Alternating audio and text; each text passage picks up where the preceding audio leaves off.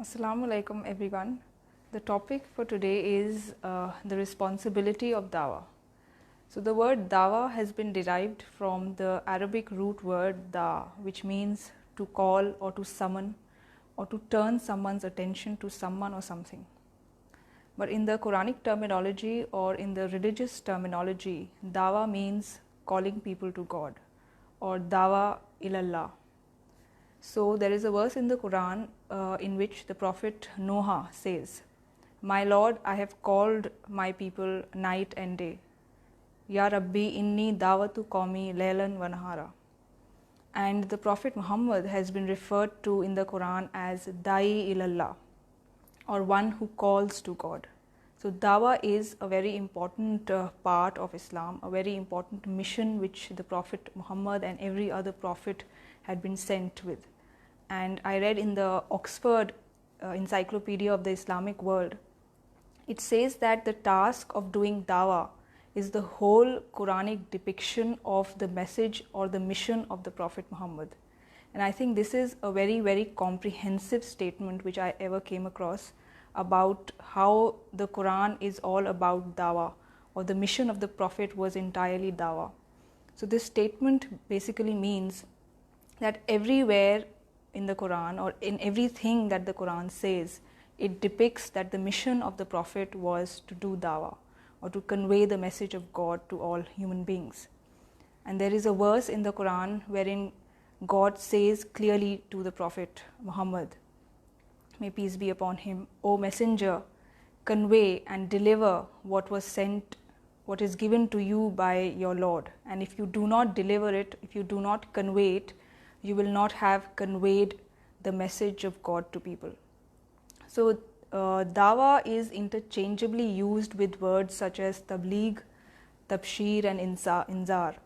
All these words have this aspect of conveying the message of God to people, or reaching out to people, or delivering a message to people.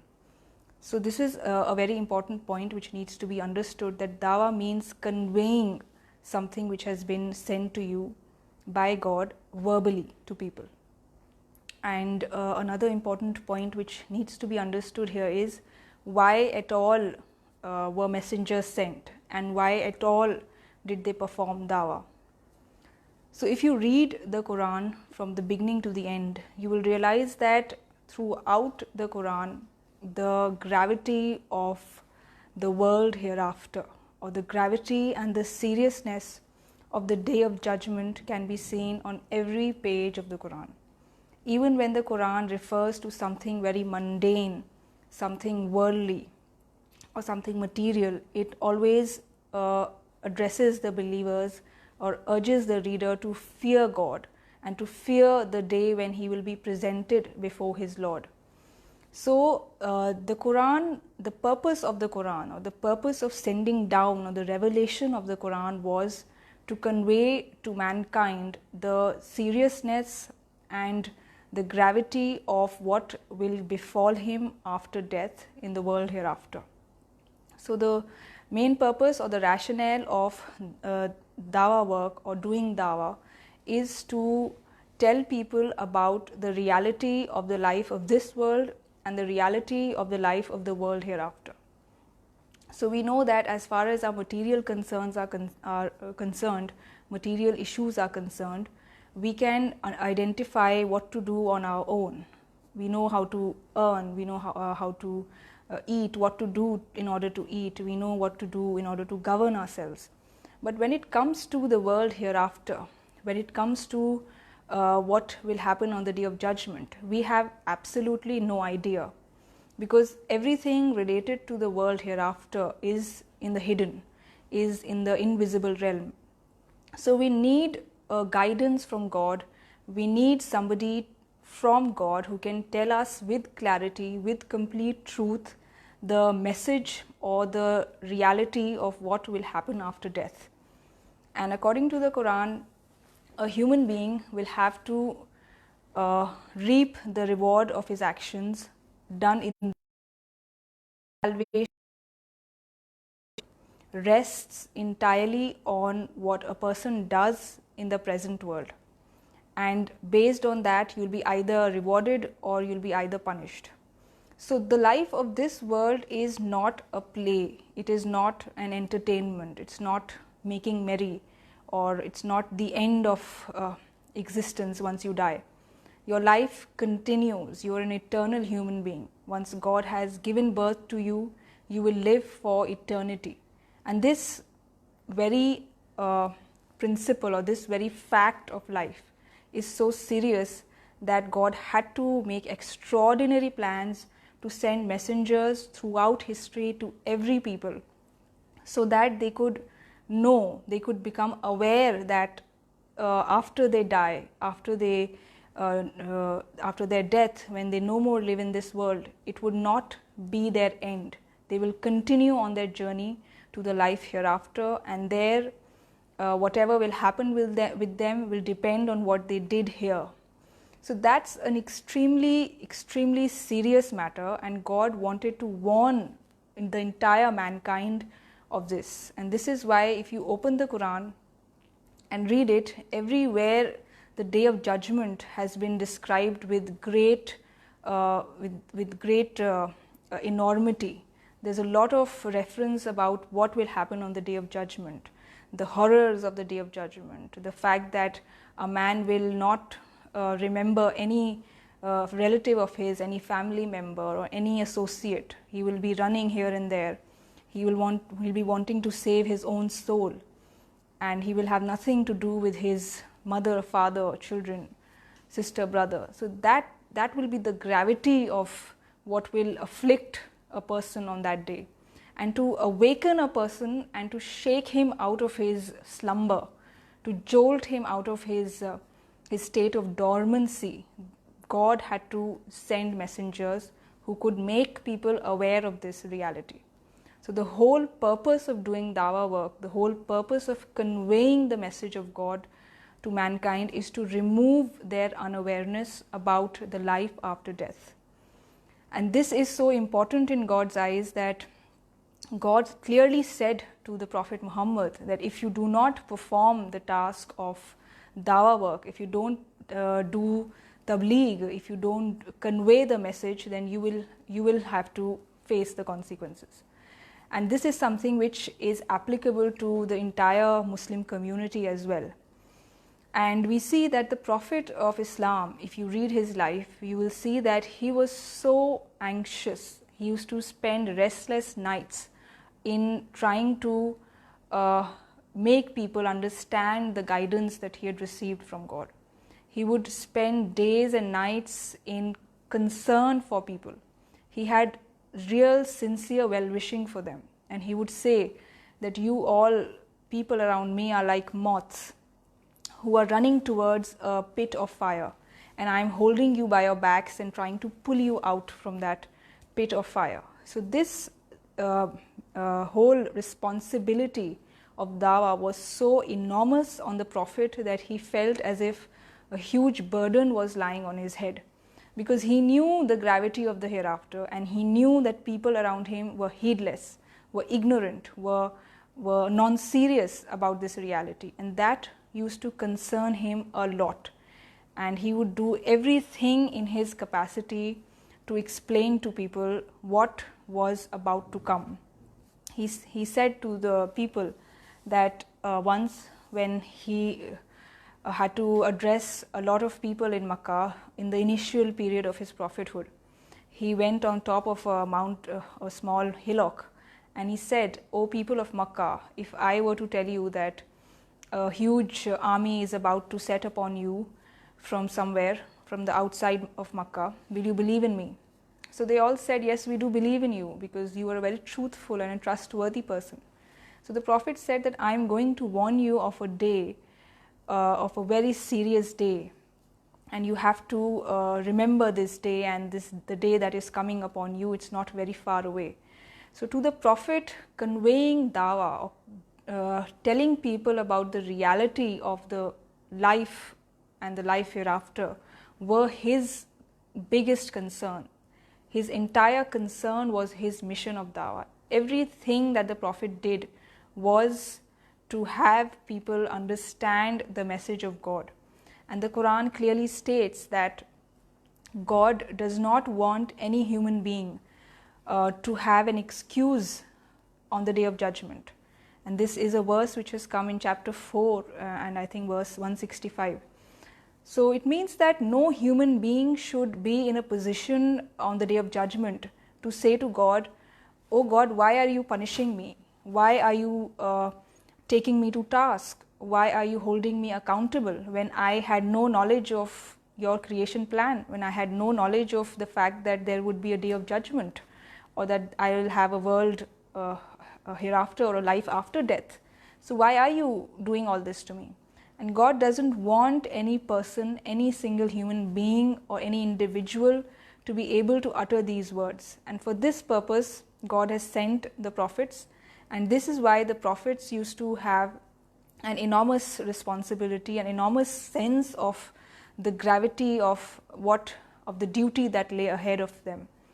And the Prophet of Islam, therefore, if you read his life, went to every individual that he could, and he would go to gatherings regularly, day after day. He would go to people and try to convey to them the message of Islam. So the books of Seerah say that he would recite the Quran to them and he would present Islam to them. And the Prophet instilled this spirit of conveying the message even in his companions.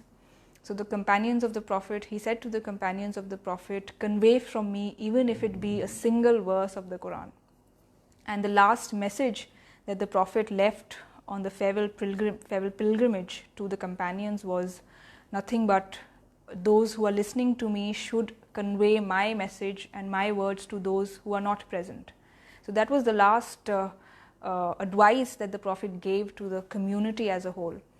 And it's important to understand that even the companions of the Prophet followed in his footsteps. So we have an extraordinary example in the life of a companion called Musab ibn Umair, who actually was very instrumental in taking the message of the Prophet from Makkah to Medina. So it is said that when Prophet reached Medina, in every household there were members who were Muslims. So that far reach of Islam into Medina was largely due to the effort of Musab ibn Umair, who if you read how he has performed Dawah, you'll be struck and amazed at the wisdom that he exhibited and the extraordinary patience and forbearance that he showed in doing Dawah, and how people actually who were hostile to him initially became favorable towards his message. This is a very, very extraordinary example, and it's important to understand that the Prophet of Islam was a prophet for all humanity. And the Quran clearly declares that he was a prophet sent to warn all the nations. And the Quran itself is a book which is meant as a guide to all humanity. So after the death of the Prophet, who will take forward the mission of the Prophet, of the message of the Prophet to other communities, to other people? And this is a great question which is hanging, I think, over the Muslim community. The Muslim community needs to answer this question. What will happen of those people who are still taking birth, who are still dying after the Prophet? So this is a responsibility which falls collectively on the entire Muslim community. It is us, it is we who claim to be the followers of the Prophet, who claim to be people who have received the book, the Quran from the Prophet. It is upon us to continue the mission of Dawah of the Prophet, and it is upon us to take it as seriously as the Prophet took it. And in one of the books, Dawah-e-Haq by Maulana Wahiduddin Khan, I came across a sentence which has struck me most, and it made me devote my life to Dawah. And the sentence was that the doors of paradise will not be opened upon you unless you open the doors, unless you try to make the doors of paradise open for other people. That means you will not attain salvation unless you work for the salvation of other people. So that is the seriousness with which we have to take Dawah. We should not think as Muslims that merely reading the Quran or performing namaz, fulfilling all our rituals of fasting and doing Hajj, etc. will be enough. for our salvation. No, our salvation rests upon the salvation of others, because others will point fingers at us on the day of judgment. They will ask, why did these people not convey the message to us when they had it? Why did they hide it from us? Why did they conceal it from us? And if you read the Surah Baqarah, the verses around 140 to 150s, you will see that concealment of the testimony which God has entrusted on a community is considered a huge sin in God's eyes. So if you conceal what God has given you, if you do not convey it, if you do not transmit it among people, then you will be considered as somebody who will have performed or indulged in a grave sin. So the reason why the Quran has called Muslim community as Ummat-e-Wasat, or the middle nation, is because we are standing between the Prophet on the one hand and the rest of mankind on the other hand. So we have to take from the Prophet and we have to deliver to mankind. So our responsibility is immense. We have the burden of continuing the prophetic message, of making it relevant even in today's day and age. And this is not a matter of superiority or a matter of excellence. A lot of people think that the Muslim community has been showered with excellence and superiority and special grace of God. But that is not the truth. The truth is that God has given us a very important responsibility, and everything depends upon our fulfilling that responsibility. So if we don't fulfill that responsibility, then all of God's blessings and help will be taken away from us. So God has said clearly that I will help those, or God will help those who help God. And what is the meaning of helping God? The meaning of helping God is taking God's message to people, because God and His angels will never come to take the message to people directly.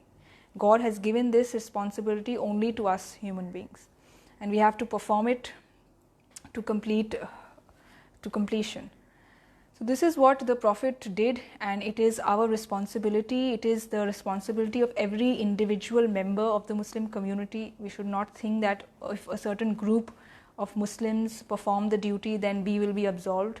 That is not the case. Every individual has to perform this duty, and Maulana Wahiduddin Khan has said that this responsibility of Dawah is farz-e-ain. It is an obligation upon every individual member of the community. So this is a very important task, and we must also understand that the Prophet also showed a lot of wisdom when it came to performing the task of Dawah. We can't just perform Dawah in an unwise and reactionary or illogical way. So the Quran says in chapter 16, verse 125, "Call to the way of your Lord with wisdom and fair exhortation, and reason with them in a way that is best." So if you read the Prophet's life, you see that his approach to Dawah was very creative. Whenever he met with an individual, he would not convey to him God's message in exactly the same way. He would use different ways to address people's mind depending upon their inclinations, their temperament, or their standing in society. So the Prophet was very creative when it came to Dawah, and therefore we have to be very creative. And since we are living in an age of science and in an age of reason, we have to employ scientific arguments when it comes to delivering the message of God to people. We have to take into account all these conditions, because as I just read, the Quran says that the Prophet did Dawah, or the Prophet has been asked to do Dawah in the best way, reason with people in the way that is best, which means use arguments which address people's minds most convincingly. So we have to follow that method. So I think I'll end here and I'll take questions now.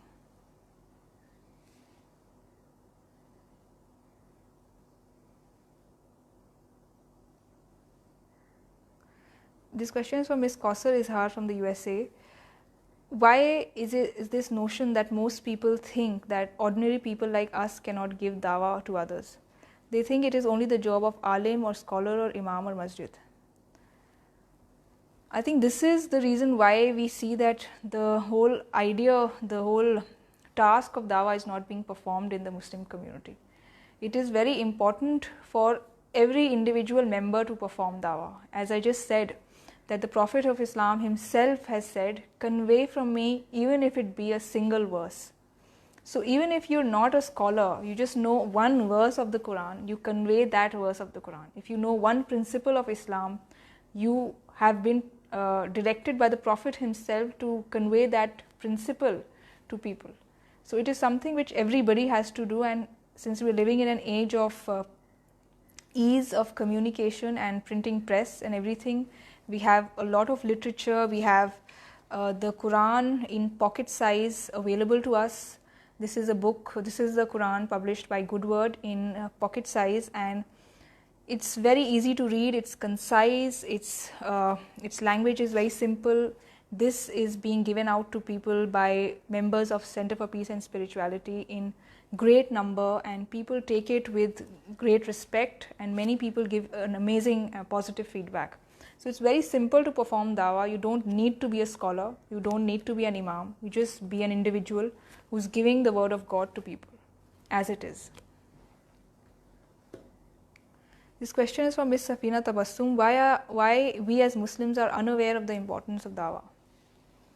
One of the reasons I feel we are unaware of the importance of dawah, as I have been able to understand from my studies, that dawah is hardly mentioned in books of seerah, in books of hadith, in books of fiqh.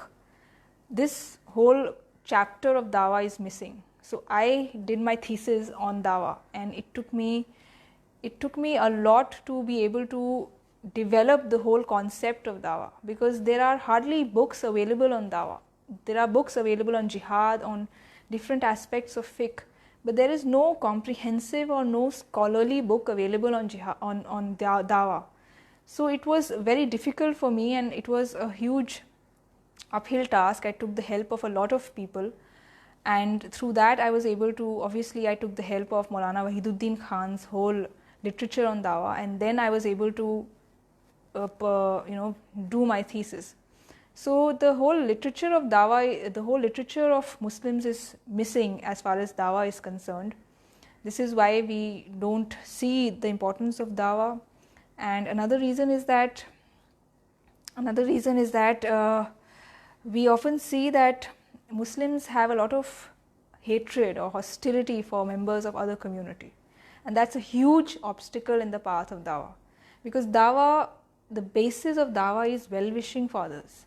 So if I have hatred in my heart for somebody, why will I convey the message of God out of well-wishing to him, out of sincere counsel to him? So hatred is a huge block in the path of dawah. We have to eliminate this psychology of hatred from our minds. This question from Mr. Idris Kamar: is it compulsory for every person to do dawah work? I think I've already answered that during the talk. It is indeed compulsory for every individual member of the Muslim community to do dawah.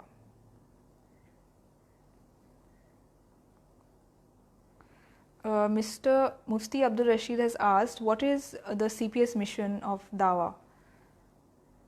What is the main mission of?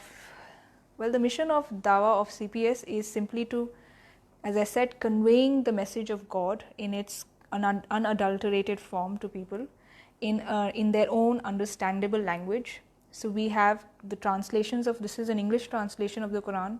We have several other translations of the Quran in various languages in this very pocket size, and we are trying to disseminate these copies to people through various means, in tourist spots, in mosques, in prisons, in hospitals, in hotels.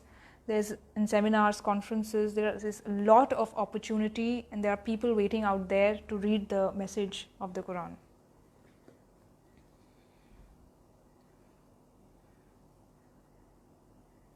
Mr. Riaz Bhatt has asked, please explain whether the prophets from Adam to Prophet Muhammad were given dawah of identical message or different message. If you read the Quran, you will see that the Quran clearly says that the message given to all the prophets was the same. The Quran names every messenger, Prophet Ibrahim, Prophet Moses, Prophet Jesus, and Prophet Muhammad. And it says all of them have been given the same message, and all of them conveyed the same message to their people.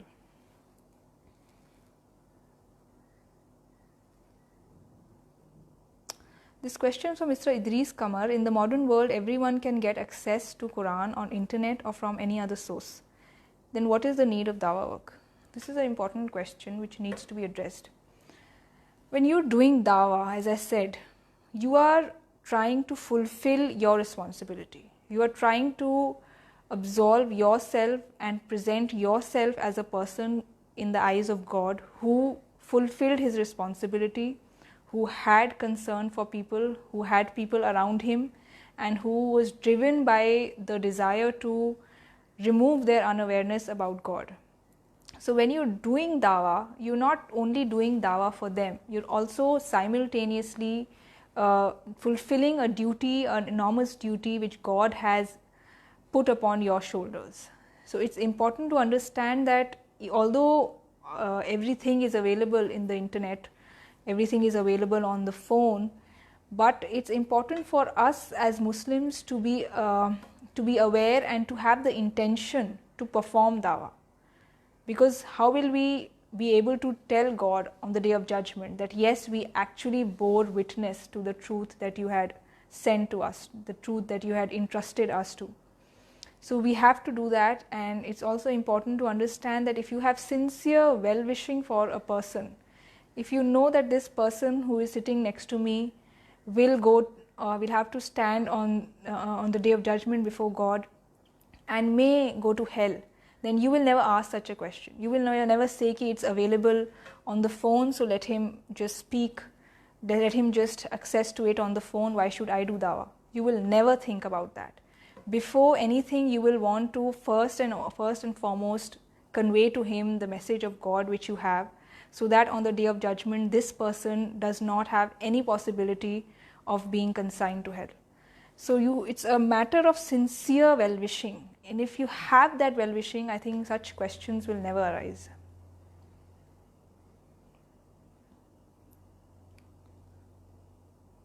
Mr. Tashrif Ahmed has asked, I understand the message that our Prophet taught us, but it is difficult for me to convey the message to others. Why this happens? Is it my lack of speaking skill or something else? So as I said, in today's age, we have to only give out what is already available in book form, or in the form of an article, or in the form of a magazine on Islam to people. We don't have to ourselves become a speaker or an orator. It's fine to be, as Maulana Wahiduddin Khan has said, that the prophets and his companions were mukri or reciters of the Quran, and we in today's age have to be the distributors of Quran, and that does not require you to speak. You can just give out the Quran to people and they will read it. Mr. Zafar Iqbal has asked, does God really want everyone on earth should embrace Islam? Would only Muslims... So first of all, I'll take this question. Does God want everyone on earth to embrace Islam? The answer to this is a clear no, because it's not God's design that everyone should embrace Islam. The Quran does not say this anywhere. But yes, it is God's purpose, or it is God's plan that every person should know about the truth. So every Muslim has the responsibility of conveying to people. As the Quran says repeatedly about the Prophet, that you have only been charged to perform balag. Balag means to convey. Your responsibility is not to convert. You have to convey, not convert. You're not a overseer over people. You are not a guardian over people. You don't have to change their behavior, because their behavior is up to them once they know the truth. So our task is only to convey the message, to remove their unawareness. Our task is not to forcefully make them embrace Islam. Mr. Sayyed has asked, presently dawah is to be given to Muslims or non-Muslims? So as far as the word dawah is concerned,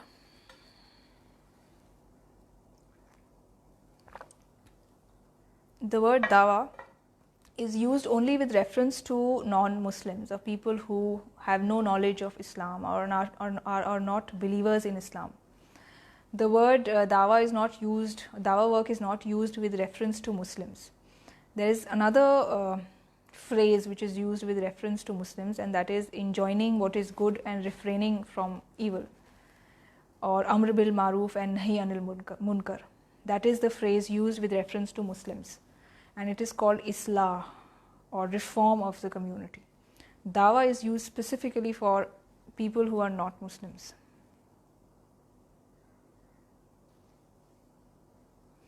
Mr. Zishan Heather has asked, every person is not made for Dawah because every person has different tendencies.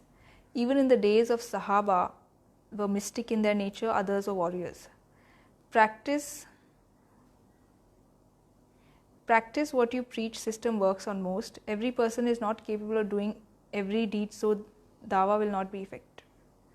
First of all, I would like to say that as far as the present age is concerned, the present scenario of the Muslim community is concerned, there are many scholars who have written on Dawah, and they have said that if in a situation, a task such as Dawah, which only a few have to perform, and if that task is not being performed by a few, then that task becomes incumbent upon every member of the Muslim community. So that's a stand of the scholars with respect to the situation of Dawah in the present age. So, and as you said that not every person can do Dawah. You are right, every person has different abilities.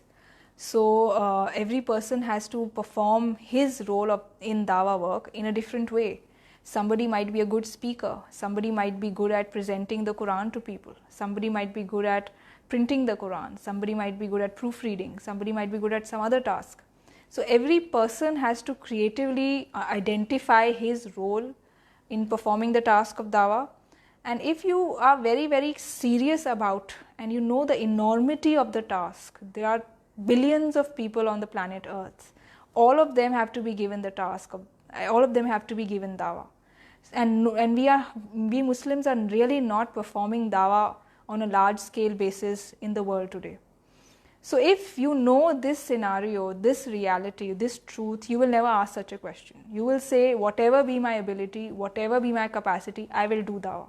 I will perform Dawah. So for example, I am sitting over here and speaking in front of the camera.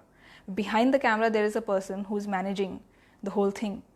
So we both are performing our roles in respective ways. I can't do what he is doing. I will be terrible at that. So we all have different tendencies, different capabilities, and we have to utilize it for the task of Dawah. Mr. Amir Mori has said, what is the essence of doing Dawah work by distributing Quran and other literature when everything is available on the internet easily? So I have just answered this question.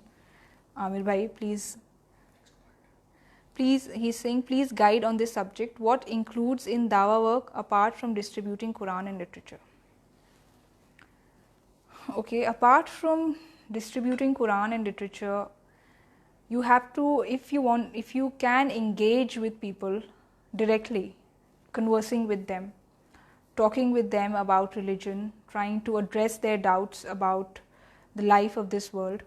Because there are many people who are real seekers of truth. There are many people out there who want to understand truth. There are many people who want guidance, spiritual guidance for their life. There are many people who question why at all there is life, what will happen after death. So to be able to engage with people as far as these questions are concerned is a step ahead in Dawah. So there's a lot of ways of doing Dawah.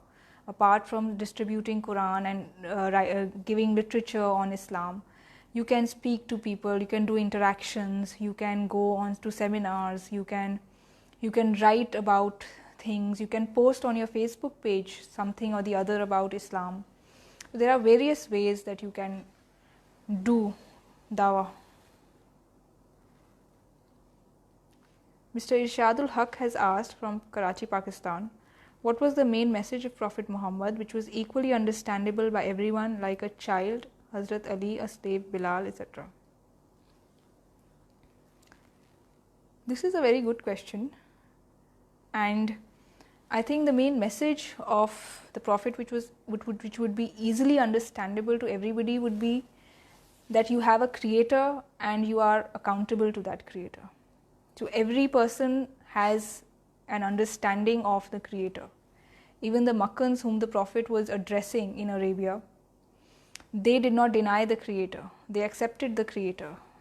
And so this whole idea of there being a creator who has created all of us, has created the world, and that we'll therefore be accountable to him for our deeds, is I think the basic message of the Prophet, the gist of the Prophet, a prophetic message, and everybody can understand it. Mr. Irfan Fareed has asked, isn't the best form of dawah your dealing with people and your good character? This is also an important question. First of all, we need to understand how the Prophet did dawah and what is dawah according to the Quran. So the Quran uses the word tabligh for dawah, or the word tabshir or inzar, and all these words carry a sense of verbal conveyance. So you have to verbally convey dawah, and we see in the life of the Prophet that he individually went to people and he would recite the Quran, present the ideas of Islam. So the Prophet, as we all know, was a man of sublime character. He was a man of a great nobility, great values, and the Makkans around him, even those who opposed his message, verified this, testified to this. But in spite of his good character and in spite of people knowing that he has good character, the Prophet performed dawah. The Prophet went to people, he spoke to people, he told them about the truth, he informed them about the truth. So that is extremely important. You cannot make a definition of dawah or have a definition of dawah by your own self. We have to judge it on the basis of what the Quran and the Prophet did. Mr. Muzammil Razak has said, what conditions are required for me to become a da'i? The only condition that is required, which we need to fulfill, is that we should have sincere well-wishing for people. We should have compassion and mercy for people. We should not have even an iota of hatred for people. And if we have that, automatically we will develop a desire to do dawah work. So that, I think, is the basis.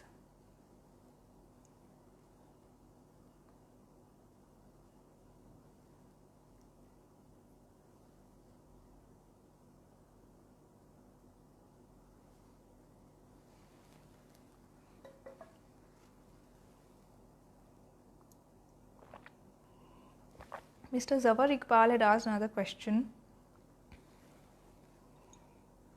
Would only Muslims enter paradise? So one of the things which needs to be understood is that there is no concept of group salvation in Islam. Islam believes that a person has to show as an individual that he is worthy of paradise. His mere association in terms of name or his affiliation to a group will not certify his entry to paradise. You have to show to God what you are as an individual, what you have in the core of your heart, what intentions you have, what intentions you carry. That will determine what kind of a person, what will be your situation in the world hereafter.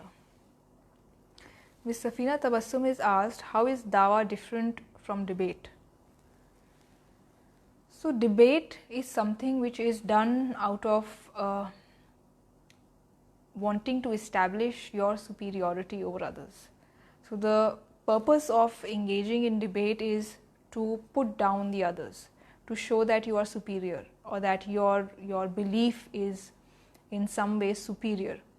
So there is an aspect of supremacism associated to the culture of debate. But as far as dawah is concerned, if you read the life of the Prophet and how the Prophet did dawah, you will see that there was no aspect of debate. The Prophet never debated with anybody. The companions never debated with anybody.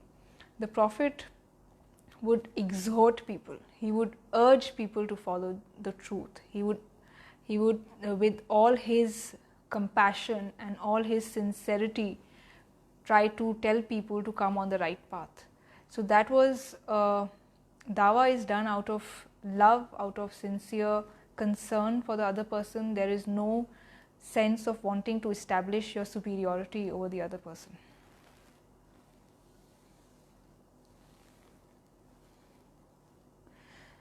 This question is from Ms. Shaheen Ali. What is the reason the Sufi saints were able to convey the message of Islam, like Khwaja Muinuddin Chishti in India and other Sufis, in a very good manner? Because most of the people reverted to Islam by their teachings than the present day scholars. This is a good question, and the reason for this can be seen in the life of these Sufi saints. These Sufi saints were very spiritual people, and they believed in the concept of, or the principle of sulh-e-kul, or reconciliation is all, or peace is all. So this tendency in them, this display of love for humanity, they were the epitome of spirituality and love. This is what attracted the masses to them, and through them the message of Islam was conveyed to people in large numbers. Ms. Inaya Hassan has asked, can a practicing Muslim be regarded as performing a silent dawah in his own way? So again, to this question, I would say that you have to behave. If you are somebody who wants to do dawah, your life in terms of your conduct, in terms of your dealings with people, has to be very moral, has to be morally upright, has to be virtuous. Because if you do dawah, on the one hand, if you claim to be dawah or claim to be a da'i on the one hand, and on the other hand you behave in an immoral way, then people will not take heed to you. So your life has to be virtuous, it has to be morally upright. However, we must understand that we have to perform dawah in terms of verbal conveying of the message.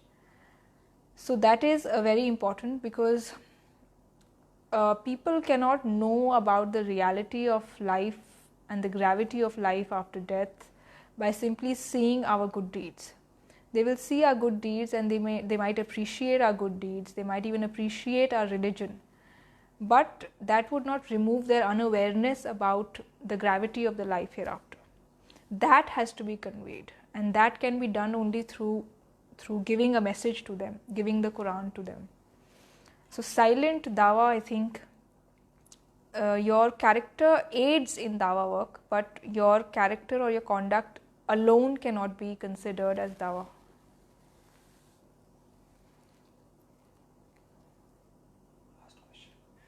This is the last question from Mr. R. Muhammad.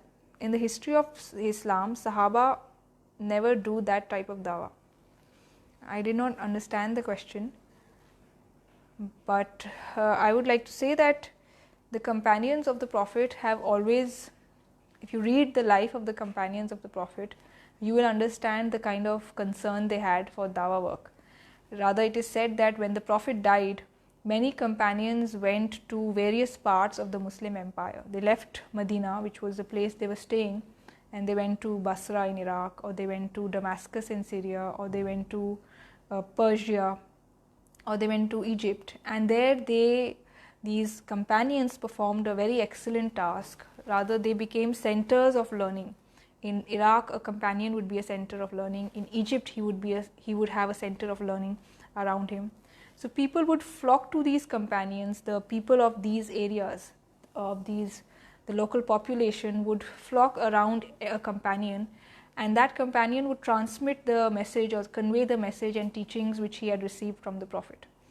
So the companions performed a huge role in dawah work after the Prophet's death. Rather, if we see why Islam spread all over the Middle East after the Prophet's life, it was due to this educational program, or educating the masses, which the companions took up upon themselves. So they have a very prime role in performing dawah work. And if we see the companions, the people who followed the companions, who are called tabi'in and taba tabi'in, they learned from the companions, and they have narrated several traditions of the Prophet from the companions.